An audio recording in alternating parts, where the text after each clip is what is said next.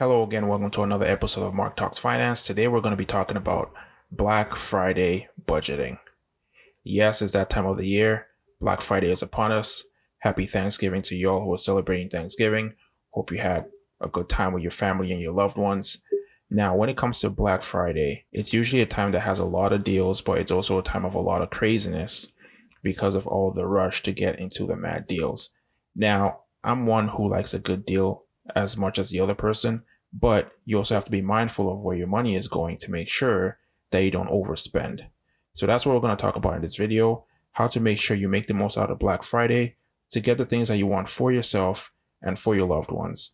Besides, it's also a good idea to make sure that you do some shopping early for the Christmas period so you can get two things out of the way, which is your Black Friday shopping and your Christmas shopping in one go. So if that sounds good to you, keep listening. We'll get right into it. So when it comes with gifts and shopping for Black Friday, with everything financial, you have to be really honest with yourself and come to terms with what you can actually afford. Now, just because you see a bunch of deals out there doesn't mean that you have to go get everything, because in reality, you're not going to be able to take advantage of every single deal.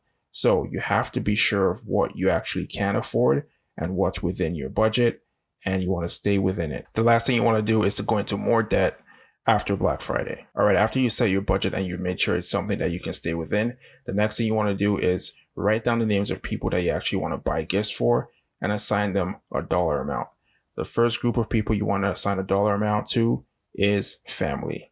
Close family and relatives. Now, you may have some relatives that are used to getting more expensive gifts. So this might be a time that you might want to have a sit down with them and let them know that you're setting a set number and you're not going to go above that number. Now, that might result in you buying a less expensive gift or a less lavish gift than you're used to receiving, but that's great. Have a talk with them, because at the end of the day, you're trying to do what's best for you financially.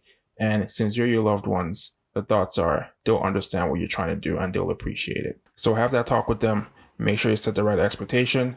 And with that being said, next group of people, or the first group of people you want to start with, are your immediate family. So your significant other, if you have any kids, make sure you allocate some funds for them. You don't have to go too crazy depending on the kids. Just make sure you keep it within that budget that you set for each family member, and you should be okay. Now, extended family, same thing. Write down a number for each family member. Try to stay within it. Now, some members of your extended family may not do gifts around this time, which is fine. You don't have to get them a gift if they don't do gifts. If they do gifts, make sure you also have that talk with them about maybe rolling back the amount of spending that you're allocating for each person and see if they understand. Again, these are tough conversations in some scenarios, so I'll leave it up to you to help massage that situation. But at the end of the day, they should hopefully understand what you're trying to do and they should get on board with it. Now, outside of your immediate family and your extended family, you have friends. Now, these could be your good friends or it could be some acquaintances. But at the end of the day, make sure you buy a gift that doesn't break the bank for each person. Now, if you have friends that are in a relationship or they have kids, it might make more sense, rather than buying an individual gift for each person, to just buy a family gift. So it could be like a board game or maybe something edible, or something that the entire family can enjoy, rather than buying a gift for each person.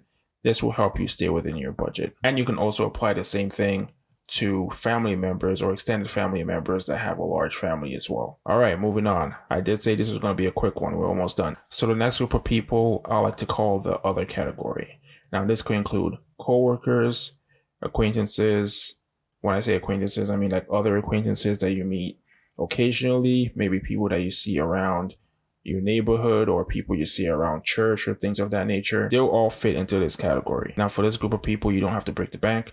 You can go as far as getting them gift cards. For work friends, you have things like Secret Santa, so you can set a low amount and just try to be a little bit more creative with this group of people. Again, you don't really have to break the bank, and I'm sure whatever you get them, they will definitely appreciate. Now, once you've made a list of this group of people, make sure you're able to shop around and note down whatever gifts you're going to get them, and then mark it down and include that into your budget. Do this for every single category and every single person. Now, once you're done, tally up the numbers and see where you land. If the number is higher than what you've budgeted, see how you can lower that number and maybe get them a cheaper gift, or look for something a little bit more creative that falls within your budget. Do this as you've gone through each category until you've come to a point where you're below your budget and you're in the green. Now, if you're on the flip side and you tally up the numbers and you find out that you have a lot of money left over or you fall well below your budget, congratulations, give yourself a pat on the back. This would be a good time to reward yourself. And you know the best way you can reward yourself? Take all that extra money and put it into an investment account. Yep, that's right. Pay your future self with whatever is left over because you're planning on spending it anyway, so you might as well spend it on yourself, your future self. So put it into an investment account, set it, forget it, let it grow, let it compound and do its thing.